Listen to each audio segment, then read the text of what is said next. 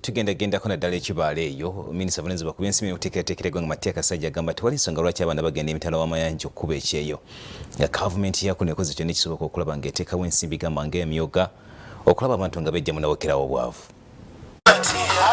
Ng'asinziira mu disitulikiti y'Ekibale, Minisita Kasaija nga y'ow'ebyensimbi agugumbudde bannayuganda okulagajjalira enteekateeka za gavumenti ezirina okubakulaakulanya naddala ng'ey'emyoga kyokka ate ne bettalina okugenda okubonaabonera mu biyumba ebuwalabu. Abaana banyu bakwijja kwetunga n'emirimu bino manya bagenda manya Saudi Arabia kujja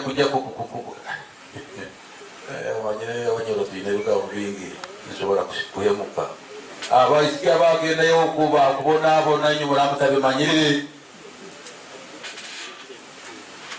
bojembwa z'abagayika kandi abagayika bagamba embwa genda n'omwana ogwo imwabiwulire ebyo mwabiwulire imagine omwana wa mwisiki agiye kuseera omulimu wa Saudi Arabia ngo bamubyamisa n'embu tetokubona nti kusisa ekitiisa kyaitu mujo iyo temubihiribwa nkwenda mubihirwe.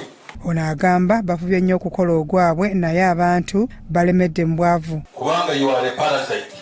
Oyagala kulya ebyabalala bibakoze oli awo siiba otawaana. You are not fit to be in society. Twagala buli munnayuganda yenna agagawale embere Uganda netukwenda akoleki agayigale mumpulire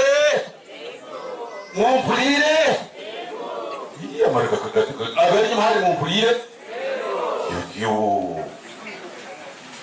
omugayiga kintu kirungi urugo munankanyo obaleyo natiina kujuba kandi urugo mukusabiriza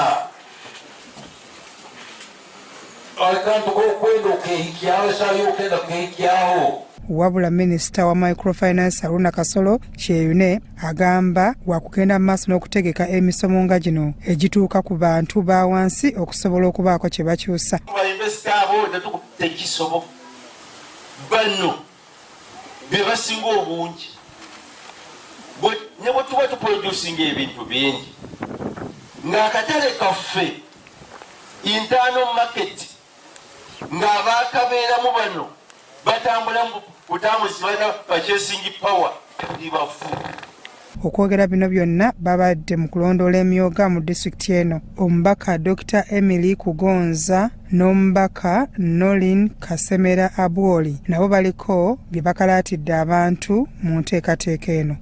Kiri kuleera esente bw'ozitwaire ozikozeseze ekyo ozitwalire kandi ozigaruireyo muki omubwire era butulalola ekyo kikatuhabaho ati omulimu ogututandikire kurungi gukuba gwajja kutuhabaho. Mwawulira? Byakayanja Amon, Crossroads TV, Omunyo.